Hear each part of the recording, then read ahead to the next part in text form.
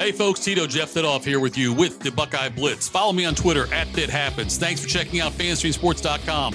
Lots of great content getting added all the time. Check us out everywhere you get your podcasts. New shows being added and great guests. It's all at FanStream Sports. Go check it out. All right. Right now, we are kind of in the lull of football season being over and National Signing Day, which really equates to nothing anymore. That's in the rearview mirror.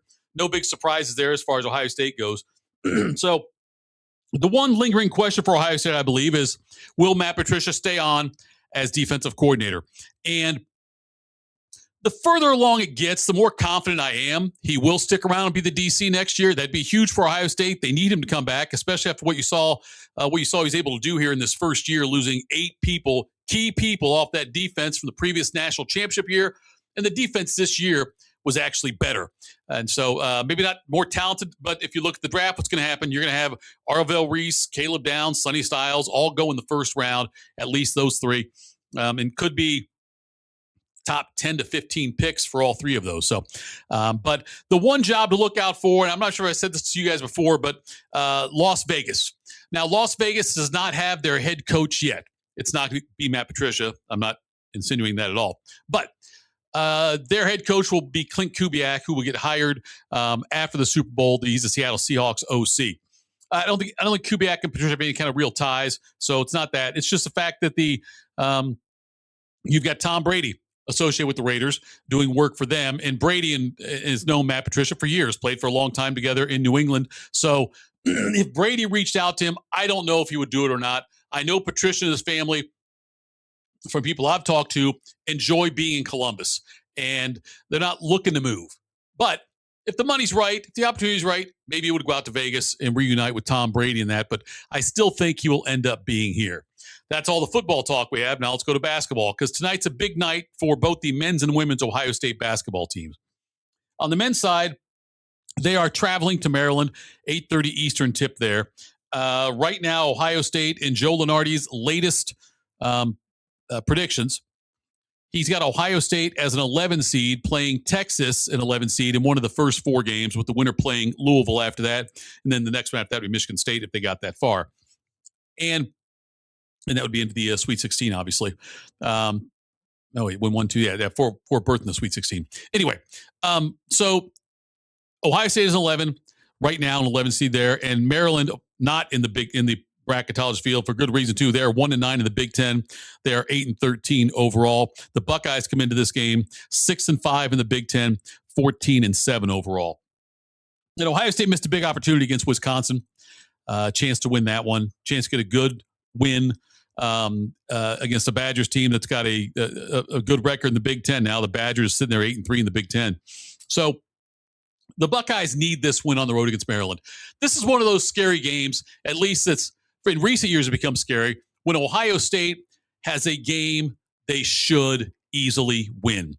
Winning on the road to Big Ten isn't always easy, but you've got a 1-9 Maryland team, a team on a 3-game losing streak, and Ohio State gets a chance to go play them before they play Michigan on Sunday. Now, the Michigan game on Sunday, we'll talk about that also in a future show, but that's a big game for Ohio State as well. If they can have a decent showing, I don't expect them to beat the number 2 Wolverines, but a decent showing and hopefully a decent crowd Sunday afternoon for that game. But this game against Maryland, though, it's going to be interesting to see how the bench play continues. Tayson Chavin's been great on the bench lately, been really good off the bench lately, and so need to see more out of that. Curious about the injury situation. We'll see if they're going to be healthy or not. But, it's been lately the Judy Mobley show has been really what's taken off for Ohio State. And one of the reasons why they've had a resurgence of sorts. Now, granted, they lost 2 of the last 3 with a loss to Wisconsin, loss to Michigan. Sandwiched in between there was the win over Penn State. But in the game, the game they most recently played against Wisconsin, Mobley cooled down. He only scored 9 points, 1 of 8 on threes. Bruce Thornton went back to his spot atop the scoring board for Ohio State with 18 points along with Amari Bynum, and you had 16 for Devin Royal in that one. Chapman had 14 off the bench. Puff Johnson scored 5. Gabe Cupps had 2. My math tells me that right there is 21 points off the bench, which is what Ohio State used to get in 4 games from their bench. So that needs to continue. But Also, the bench play came into play because of foul trouble for Ohio State at different points in the game. Nonetheless, Wisconsin enters 16-6 overall, 8-3 in the Big Ten. Buckeyes 14-7, 6-5. This is a game that Ohio State absolutely needs to emerge victorious from. And I hate saying that things are must wins this early in February, but there's a lot of must wins. I think you're going to see that if they don't win this game, it's going to be very hard to come back from it. If you look at the rest of their schedule, I'll run that down for you here. After this game, though, they got that game against number 2 Michigan. They still have to play Virginia, who's ranked 18th in a neutral site game. They still have to play at number 10 Michigan State. They still have to play host to number 12 Purdue. They close the season in the end. There's a lot of games. The other games are at Iowa, at Penn State. They host Wisconsin, and they host USC. But all those games right there, they've got to find a way to stay over 500 in the Big Ten and rack up some more wins there. Let's switch to the women's side. Much more comfortably in the tournament. Their bracketologist right now has them, that is Charlie Cream, has them as a 3 seed and hosting. They would host then the first 2 games, taking on Charleston first and then the winner of North Carolina, Rhode Island. I think North Carolina, maybe it was just Duke that beat them recently at Ohio State one year when they had it could have been last year. They all run together for me. Nonetheless, Ohio State comes into this game. The women are ranked 9th in the country. They are playing on the road against Washington, who's ranked 24th in the country. That game is tonight, 9 o'clock Eastern time. But Ohio State comes in with a 9-2 record in the Big Ten, 20-3 overall. Washington, 7-4 in the Big Ten, 17-5 overall. They're projected currently, the Huskies are as a 7 seed playing in Nashville, but still a solid tournament team nonetheless. Ohio State, what's amazing about this women's team this year, we've talked before about their 3 teams they lost to are, UConn, UCLA, and Iowa. Iowa's got 2 losses. Iowa's got 4 losses on the season. UCLA 1, Connecticut 0. So 5 losses among those 3 teams. But Ohio State's got to keep up this pressure on Washington. A bit of a homecoming for McGuff. He used to coach at Washington. But so Ohio State's got to keep the pressure up, keep the intensity up, and has to continue to rebound well. That's a big thing. I love the rotation that McGuff's using with this team this year.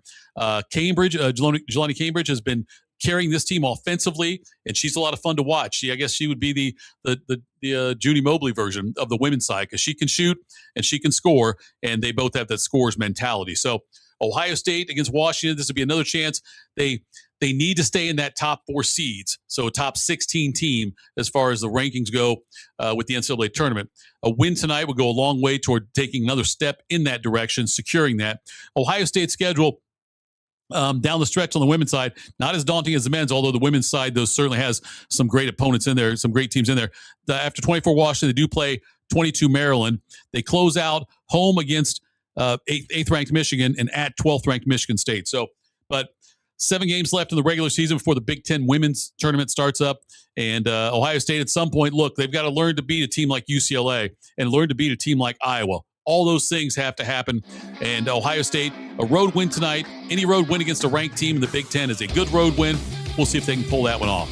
All right, folks, that's it for me, Jeff Thitoff. Follow me on Twitter @ThatHappens. This has been the Buckeye Blitz. Lots of great stuff on Fanstream Sports. Check us out, and I will talk to you again soon.